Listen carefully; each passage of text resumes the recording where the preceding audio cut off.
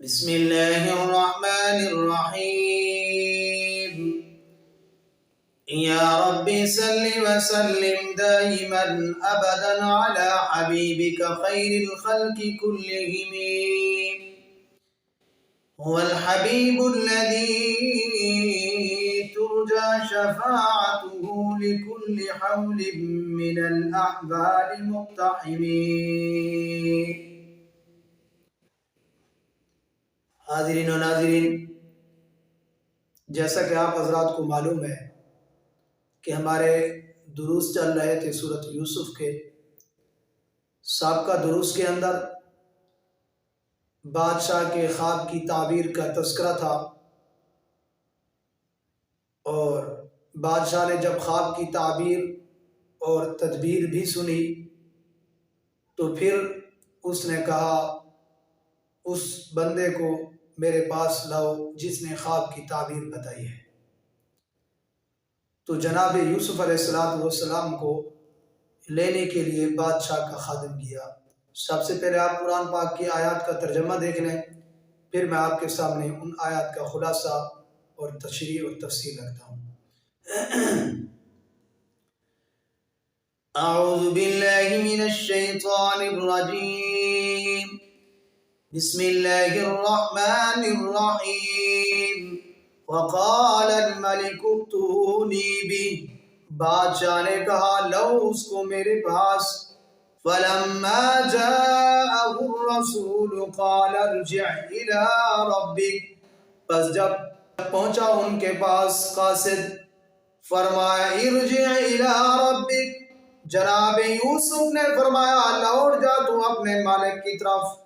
فاسألہ ما بال النسوة اللاتي قطعن أيديهن، پس سوال کر کیا حال ہے ان عورتوں کا جنہوں نے اپنے ہاتھ کاٹ ڈالے۔ ان ربی بکیدہن علیم، بے شک میرا رب ان کے مکر کو جاننے والا ہے۔ قال ما خطبکن اذ راوتن یوسف عن نفسی، بادشاہ نے فرمایا کیا حال ہے، کیا واقعہ ہے کہ جب تم نے یوسف سے اپنے مطلب کی خواہش کی۔ قلنا حاش للہ ما علمنا علیہ من سوء، کہنے لگی وہ عورتیں اللہ کی پناہ، ان میں ہم ذرا بھی کوئی گناہ نہیں جانتی۔ قالت امرأة العزیز الآن حصحص الحق، عزیز مصر کی بیوی کہنے لگی اب تو حق بات ظاہر ہو گئی ہے۔ انا راودته عن نفسی، میں نے ان سے اپنے مطلب کی خواہش کی تھی، اپنی خواہش کو پورا کرنے کے لیے میں نے ہی پھسلایا۔ وَإِنَّهُ لَمِنَ الصَّادِقِينَ، بے شک وہ یوسف سچوں میں سے ہے۔ ذَلِكَ لِيَعْلَمَ أَنِّي لَمْ أَخُنْهُ بِالْغَيْبِ، یہ اس لیے تاکہ جان لے بادشاہ کہ بے شک نہیں خیانت کی میں نے اس کی عدم موجودگی میں۔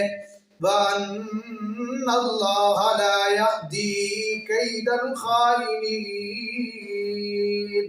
بے شک اللہ خیانت کرنے والے کے فریب کو چلنے نہیں دیتا۔ ان آیات مبارکہ کے اندر اللہ جل شانہ نے اس قاصد کا تذکرہ فرمایا جو جناب یوسف علیہ السلام کے پاس پیغام لے کر بادشاہ کا گیا کہ فرمایا یوسف آپ کو ہمارے بادشاہ بلا رہے ہیں۔ جناب یوسف علیہ السلام نے اس سے معذرت چاہی کہ فرمایا اپنے مالک کے پاس چلا جا اور اپنے مالک کو کہے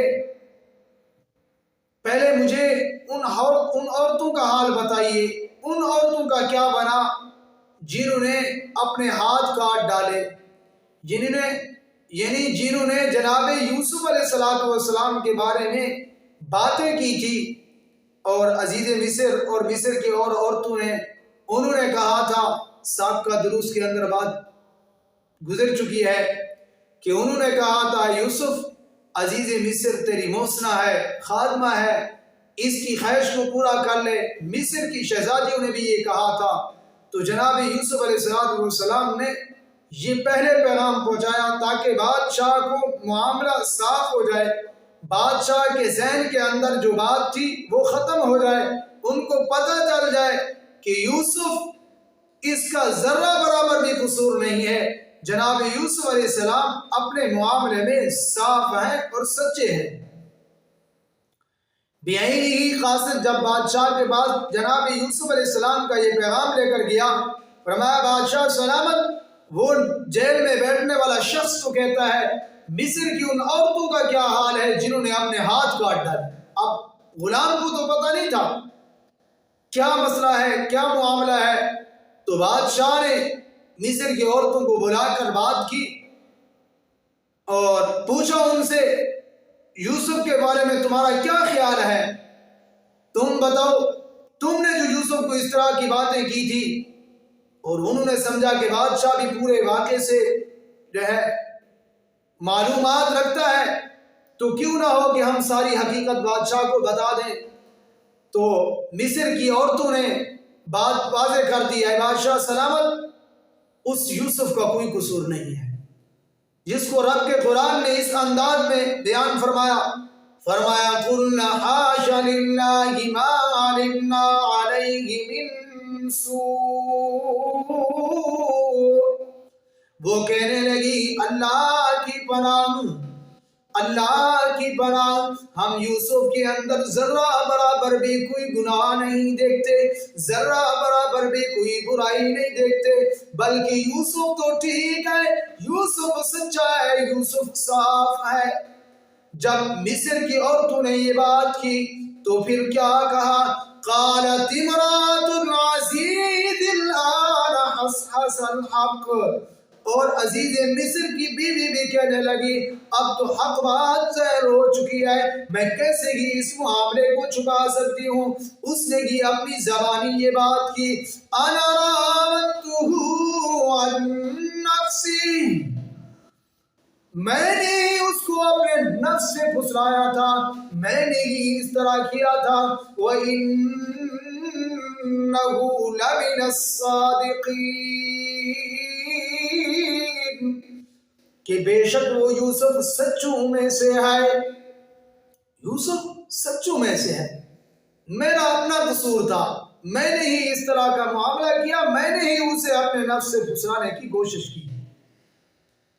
فرمایا ذالک لیعلم، جناب یوسف فرماتے ہیں میں نے یہ معاملہ کیوں کیا تاکہ بادشاہ بھی جان لے، اس کا ذہن بھی واضح ہو جائے، اس کا ذہن بھی صاف ہو جائے، کہ کہیں ایسا نہ ہو کہ بادشاہ بھی اپنے ذہن کے اندر وہ بات بٹھائے بیٹھے کہ اس بندے نے تو میری گھر والی کے ساتھ اس طرح معاملہ کیا۔ نہ انسان کے ساتھ شیطان ہوتا ہے۔ بادشاہ نے جناب یوسف علیہ السلام نے عزیز مصر کے ذہن کو صاف کیا، واضح کیا، یہ اللہ کے پاک پیغمبر نے اپنی پاک دامنی ظاہر کر دی، ان بہتان لگانے والی عورتوں نے اپنی منہ زبانی بات ظاہر کی کہ یوسف کا کوئی قصور نہیں، یوسف اس معاملے میں صاف پاک ہے۔ ہر انسان کے ساتھ شیطان ہے۔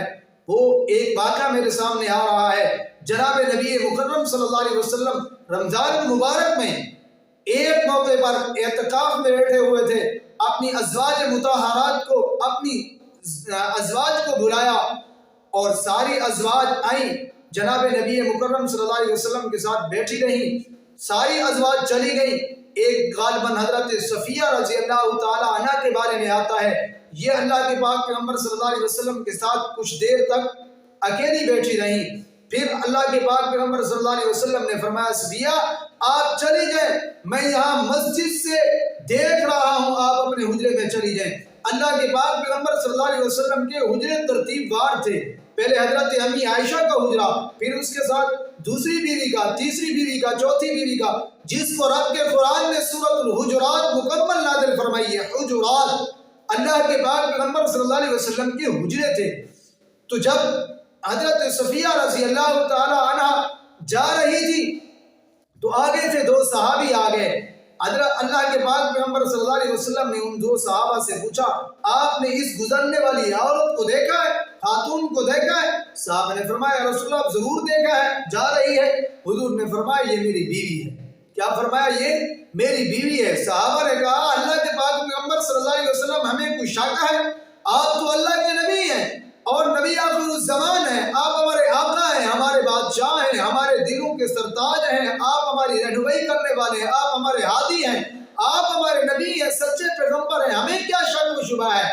اللہ کے پاک پیغمبر صلی اللہ علیہ وسلم نے فرمایا شیطان ہر انسان کے ساتھ ہوتا ہے، کہیں ایسا نہ ہو کہ شیطان تمہارے دلوں میں یہ بات ڈال دے کہ یہ اللہ کا پاک پیغمبر تو ایک خاتون کے ساتھ ٹھہرا تھا، تو میں نے اپنی بات کی صفائی پیش کر دی، آپ کو بتا دیا کہ یہ جانے والی میری گھر والی ہے، حضرت صفیہ ہے۔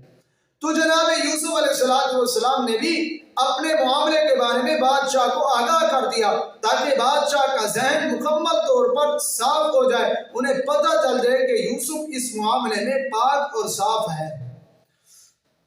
تب تک میں آپ سے اجازت چاہتا ہوں۔ آنے والی آیات میں جناب یوسف علیہ السلام مصر میں گئے اور کس طرح گئے، پھر انہوں نے بادشاہ کو کس طرح سنبھالا ہے۔ اللہ تعالیٰ سے دعا ہے اللہ تعالیٰ مجھے بھی آپ حضرات کو بھی صحیح معنی قرآن پاک سمجھنے والا اور قرآن پاک پر عمل کرنے والا بنائے۔ جزاک اللہ، اللہ حافظ۔ کے لیے مفتی عبداللطیف کے آفیشیل چینل کو سبسکرائب کریں۔ شکریہ۔